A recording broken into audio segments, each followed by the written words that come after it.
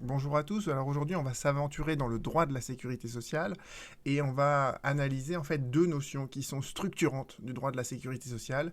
Et ces notions, c'est la notion d'autorité de la chose décidée et son corollaire, le principe de non-rétroactivité des décisions prises par les organismes sociaux. Et ces deux notions qui sont extrêmement importantes. Pourquoi? Parce que le droit de la sécurité sociale, c'est le droit de l'analyse de toutes les décisions qui sont prises par les organismes sociaux. Vous voulez faire reconnaître l'accident que vous avez eu comme étant un accident du travail? Eh bien, c'est une décision que va prendre la caisse primaire d'assurance maladie. Votre maladie, vous voulez qu'elle soit reconnue comme une maladie professionnelle? Eh bien, la caisse va devoir prendre une décision où elle reconnaît, ou au contraire, elle refuse de reconnaître que cette maladie a une origine professionnelle. Vous voulez liquider vos droits à la retraite? Le calcul de votre pension de retraite, c'est une décision qui sera prise non pas par la CPAM, mais par la CARSAT. Voilà. Donc en fait, tout le droit de la sécurité sociale, c'est le droit en fait de l'analyse des décisions qui sont prises par les organismes sociaux et éventuellement quelles sont les manières de contester ces décisions lorsque la victime ou l'employeur ne sont pas d'accord finalement avec la décision qui a été prise. Donc vous voyez que c'est très important de comprendre que toutes les décisions prises par les organismes sociaux, elles ont ces deux caractéristiques fondamentales. La première, c'est d'être recouverte de l'autorité de la chose décidée, et la deuxième, c'est d'être non rétroactive. Alors l'autorité de la chose décidée, c'est un peu, pour schématiser en fait, c'est un peu comme l'autorité de la chose jugée, d'accord, pour un jugement. Simplement, les décisions des caisses ne sont pas des jugements, donc on appelle ça en fait l'autorité de la chose décidée, et c'est une notion en fait qui est héritée en fait du droit administratif. Donc ceux qui sont des publicistes, ceux qui étudient le droit administratif, sont peut-être plus familiers à ça que les étudiants en droit qui font du droit privé. Et cette autorité de la chose décidée, donc vous la voyez apparaître en jurisprudence. Donc tout ce que vous voyez apparaître là dans la vidéo, en fait, j'ai tout simplement fait un copier-coller d'une recherche de jurisprudence que j'avais faite dans le cadre d'un pourvoi, et je l'ai mis sur le site indedroit.com. Donc je vous mentionnerai le lien sous la vidéo. Évidemment, vous pourrez retrouver toutes ces références, et surtout vous pourrez retrouver dans les numéros de pourvoi. Il suffit de cliquer le numéro de pourvoi pour tomber directement sur les arrêts de la Cour de cassation sur le site de Légifrance. Donc vous voyez, c'est vraiment, vous pouvez l'utiliser à votre compte pour, dans le cadre de vos recherches ou dans le cadre de vos plaidoiries. Alors, ce qui est important de comprendre, c'est que voilà, le principe de l'autorité de la chose décidée, d'abord, il est opposable à l'assuré social, mais il est également opposable aux organismes sociaux eux-mêmes. Alors, qu'est-ce que ça veut dire que c'est opposable à l'assuré social? Ça veut dire que quand un organisme social prend une décision, à chaque fois, cette décision, elle est notifiée à l'intéressé. D'accord? Donc, par exemple, si vous demandez la reconnaissance d'un accident du travail, la caisse va vous envoyer un courrier dans lequel elle vous dit « Je reconnais votre accident comme étant un accident du travail », et toujours dans la décision qu'elle envoie, il est mentionné, vous avez un délai de 1 mois ou 2 mois, généralement c'est 2 mois, pour contester cette décision si vous n'êtes pas d'accord avec son contenu. Donc par exemple, pour un accident du travail, la décision, elle va être envoyée à la victime et à l'employeur, parce que les deux sont concernés par ça. Et par exemple, l'employeur peut parfaitement dire je ne suis pas d'accord avec la reconnaissance de cet accident du travail, donc je vais contester cette décision, je vais engager une action en justice contre le tribunal judiciaire dans sa formation sécurité sociale maintenant, et je vais contester en fait l'origine de l'accident du travail. Ou à l'inverse, la victime d'un accident du travail, elle s'estime victime d'un accident du travail, la caisse lui envoie une décision dans laquelle elle dit non, je ne peux pas reconnaître ça comme étant un accident du travail, et bien dans ce cas-là, la victime peut saisir la juridiction de sécurité sociale. Donc vous voyez que à chaque fois, vous avez une décision qui est prise par l'organisme social et vous avez un délai pour contester cette décision. Et une fois que ce délai est écoulé, eh bien, la décision devient définitive, elle est revêtue de l'autorité de la chose décidée, et même si les raisons qui ont conduit l'organisme social à prendre cette décision sont totalement erronées, eh bien, une fois qu'elle est revêtue de l'autorité de la chose décidée, quel que soit le bien ou le mal fondé de cette décision, on ne peut plus la remettre en cause. D'accord? On ne peut plus la contester. Donc vous avez un délai assez court de 2 mois pour contester la décision. Une fois que vous avez laissé écouler ce délai, il y a l'autorité de la chose décidée qui est opposable à l'assuré social. D'accord? Et c'est vrai aussi, d'ailleurs, cette jurisprudence que je vous explique, elle est apparue et elle a de nombreuses illustrations dans ce qu'on appelle les décisions d'affiliation. C'est-à-dire que quand vous allez, par exemple, commencer une activité d'auto-entrepreneur, par exemple, vous allez être affilié, en fait, au régime qui était avant le régime social des indépendants et qui maintenant a été rattaché, en fait, aux URSSAF. Mais bon, peu importe. Mais vous voyez que pour chaque activité, vous êtes commerçant, vous êtes rattaché à certaines caisses.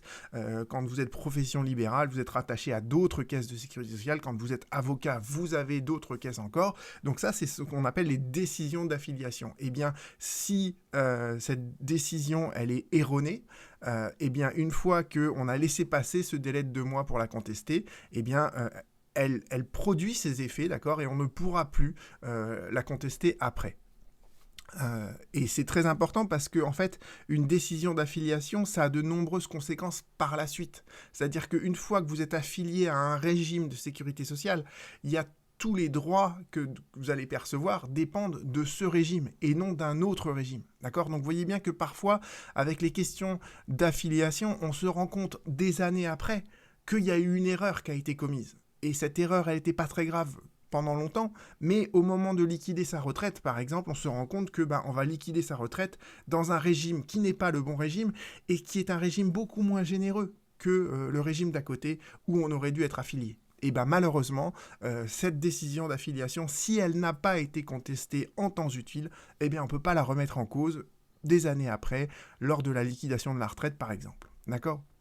Donc ça, c'est très important de voir que vous voyez que l'autorité de la chose décidée, elle est opposable à l'assuré social parce que, et ça peut avoir des conséquences très très importantes, surtout si cette décision, elle a produit ses effets pendant de nombreuses années.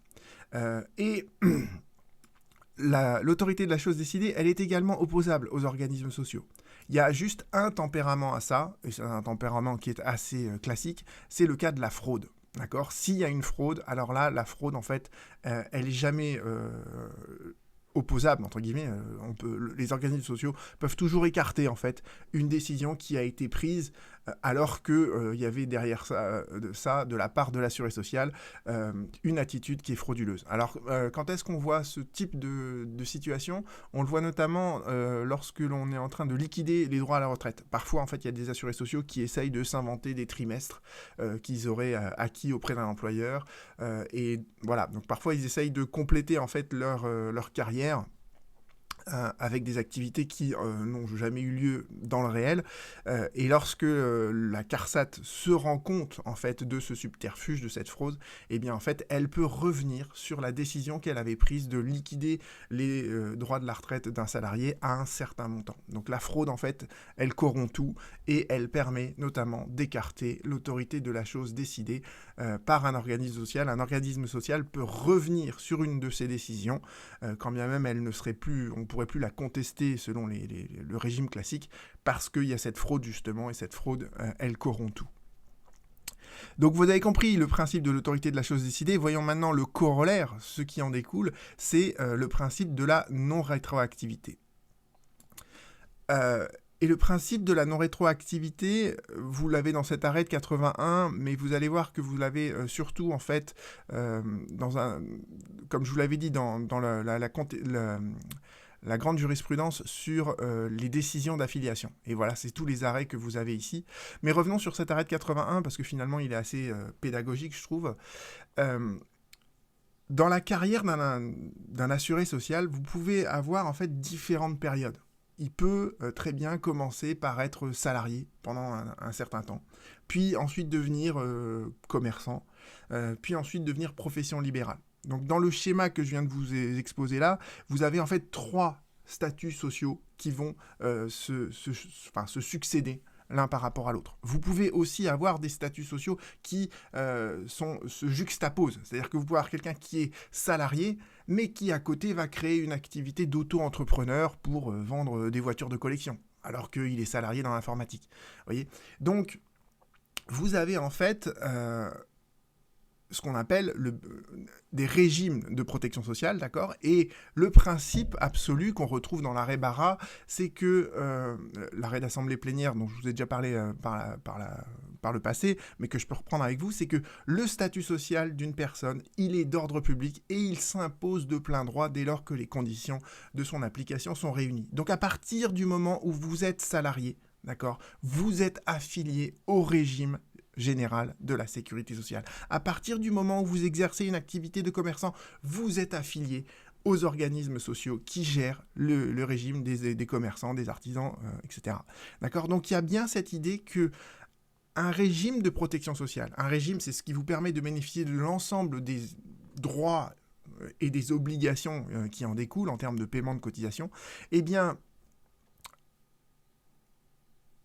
il faut impératif. Vous voyez, ce régime d'ordre public, en fait, eh bien, son application et son éventuelle régularisation, on peut les changer, d'accord, à tout moment, mais on ne peut pas remettre en cause ce qui s'est passé par le passé. Ça veut dire que dans l'exemple, je reprends l'exemple de tout à l'heure, vous êtes salarié pendant un certain temps, puis vous devenez commerçant, eh bien ce nouveau régime, en tant que commerçant, il ne peut pas rétroagir sur la période pendant laquelle vous êtes salarié.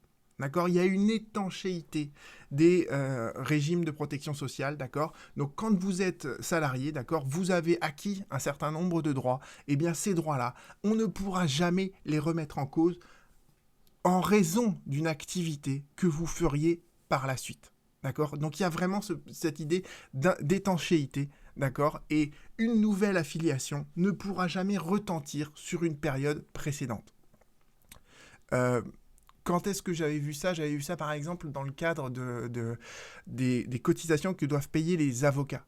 Les cotisations que payent les professions libérales, généralement, c'est toujours sur les 3 dernières années. Et bien, en fait, il y avait la caisse des avocats qui disait le salarié, il était avocat salarié pendant un temps, il est devenu avocat profession libérale ensuite, donc la caisse peut réclamer des cotisations sociales sur les 3 précédentes années. Donc, en fait, elle peut... Mettons qu'il était affilié à partir de 2000 en tant qu'avocat profession libérale, la caisse disait je peux réclamer des cotisations sociales depuis 1998, 1999 et 2000. Et en fait, la Cour de cassation lui a répondu non, pas du tout, parce qu'en 98 et en 99, il était salarié. Donc il ne pouvait pas payer des cotisations d'avocat en tant que profession libérale, puisqu'il n'est devenu profession libérale qu'à partir de 2000.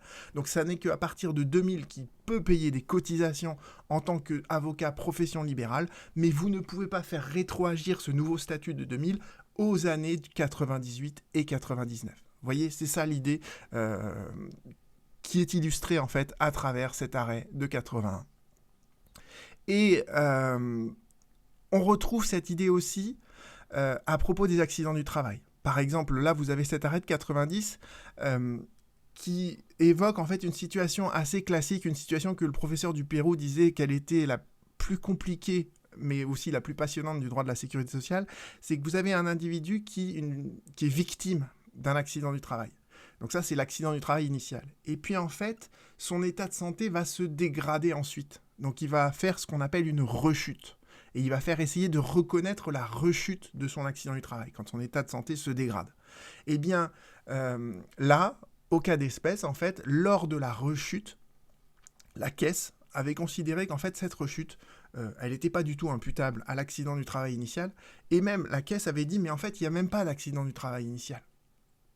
Et là, la Cour de cassation lui dit non, vous ne pouvez pas raisonner comme ça. Vous pouvez, à la rigueur, dire il n'y a pas de rechute, mais vous ne pouvez pas rétroactivement, lors de la reconnaissance de la rechute, dire qu'initialement, il n'y avait pas d'accident du travail. Parce que la première décision que vous avez prise à reconnaître que l'accident était un accident du travail, cette décision-là, elle est définitive, elle est revêtue de l'autorité de la chose décidée.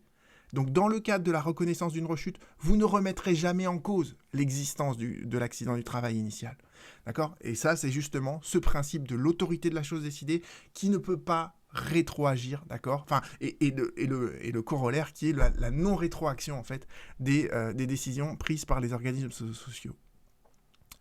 Et voilà. Et donc, on en arrive à cette énorme jurisprudence à propos, justement, de l'affiliation d'un assuré social, de la décision d'affiliation d'un assuré social à un régime donné. Eh bien, vous voyez qu'à travers tous ces arrêts, et je pense qu'il y en a encore d'autres qui ont dû être rendus entre-temps, la Cour de cassation nous dit bien, d'accord, à partir du moment où vous bénéficiez d'un nouveau régime de sécurité sociale, ce nouveau régime de sécurité sociale ne peut pas rétroagir, ne peut pas remettre en cause les droits que vous avez acquis et dont vous avez bénéficié au titre du précédent régime auquel vous étiez affilié, quand bien même vous avez été affilié à cet ancien régime pour des raisons qui sont totalement erronées. D'accord ? Mais ces raisons totalement erronées, on ne reviendra pas dessus, parce que la décision qui a été prise, elle a été prise dans des circonstances qui, sans être frauduleuses, étaient fausses, mais ça n'a pas été contesté en temps utile, donc cette décision initiale, elle produira tous ses effets jusqu'à la nouvelle décision, et la nouvelle décision elle-même va produire ses effets dans l'avenir, mais elle ne pourra pas rétroagir dans le passé. Voilà. Donc, je vous invite à relire en détail donc toute cette analyse que j'ai faite et que je publierai donc sur le site arnaudroit.com. Et je vous remercie pour votre écoute. On se retrouve très bientôt.